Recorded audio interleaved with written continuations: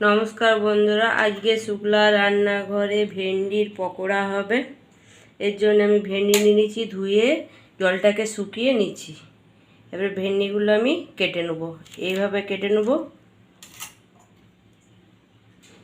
প্রথমে গোড়ার দিকটা কেটে নিলাম, ওটা বাদ দিয়ে দিলাম, ডগার দিকটা বাদ দিয়ে দিলাম।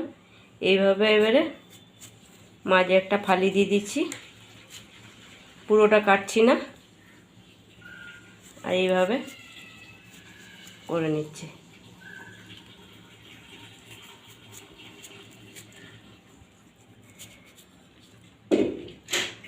আর যতটা সম্ভব আমি বীজগুলোকে বের করে নেব।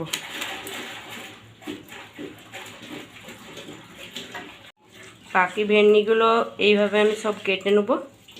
সমস্ত ভেন্ডিগুলো আমার কাটা হয়ে গেছে। এর মধ্যে নুন আর একটু হলুদ আর একটু কাশ্মীরি লঙ্কা। এবারে নুন, হলুদ, কাশ্মীরি লঙ্কা ভালো করে মিশিয়ে আমি 2-4 মিনিটের মতো রেখে নেবো। এই ভেন্ডির ভেতরে ভালো করে নুন মশলাগুলো ঢুকে যায়। আমি যে ভেন্ডির ব্যাটারটা তৈরি করব পকোড়ার জন্যে, এর জন্য নিয়ে নিচ্ছি বেসন পরিমাণ মতো, আর দিয়ে দিচ্ছি মুচমুচে করার জন্যে চাল গুঁড়ো। হলুদ দিয়ে দিচ্ছি, পরিমাণ মতো নুন দিয়ে দিচ্ছি, আর একটু ঝাল লঙ্কার গুঁড়ো দিয়ে দিচ্ছি, আর একটু কাশ্মীরি লঙ্কা, আর দিয়ে দিচ্ছি একটু কালো জিরে, আর একটু জোয়ান হাতে ঘষে, আর ভাজা গুঁড়ো মশলা দিয়ে দিচ্ছি। এর মধ্যে ধনে, জিরে, শুকনো লঙ্কা শুকনো কড়াইয়ে ভেজে আমি গুঁড়ো করে নিচ্ছি। আর দিয়ে দিচ্ছি একটু খাবার সোডা, আর একটু পোস্ত দিয়ে দিচ্ছি। এবারে অল্প অল্প জল দিয়ে আমি একটা থকথকে ব্যাটার করে নেব।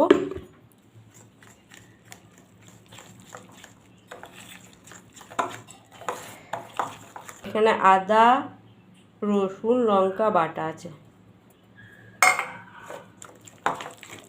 সব দিয়ে আমি ভালো করে মেখে নেব।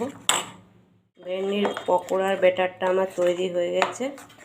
আমি এইভাবে করেছি যাতে একটু গায়ে লেগে থাকে, তাহলে ভেন্ডির গায়ে ভালো করে লাগবে। ব্যাটারটা তৈরি করতে করতে আমার ভেন্ডিগুলো 2-4 মিনিট রাখা হয়ে গেল নুন হলুদ মাখিয়ে। এবারে পকোড়াগুলো আমি ভেজে নেব। পকোড়াগুলো ভাজার জন্য কড়াই চাপিয়ে দিচ্ছি, কড়াইয়ের মধ্যে তেল দিয়ে দিচ্ছি। পকোড়াগুলো ভাজার জন্যে তেল গরম হয়ে গেছে। এবারে ভেন্ডির গায়ে এইভাবে ব্যাটারটা লাগিয়ে ভালো করে লাগিয়ে এইভাবে একটু ঝরিয়ে নিচ্ছি, তারপর ভাজার জন্য দিয়ে দিচ্ছি তেলের মধ্যে।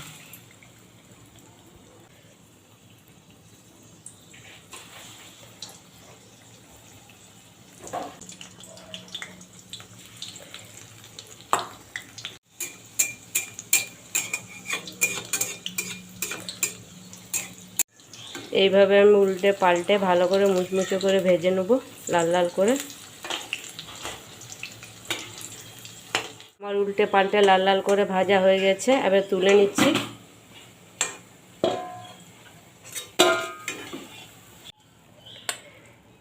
বাকিগুলো এইভাবে আমি ভেজে নেব সব।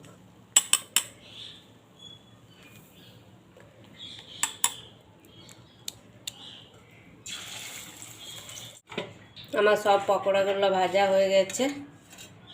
আজকে আমার পকোড়া ভাজা রেসিপিটা আপনাদের কেমন লাগলো অবশ্যই জানাবেন। যদি ভালো লাগে লাইক, শেয়ার, সাবস্ক্রাইব করবেন, আর পাশে থেকে সাপোর্ট করবেন। ধন্যবাদ।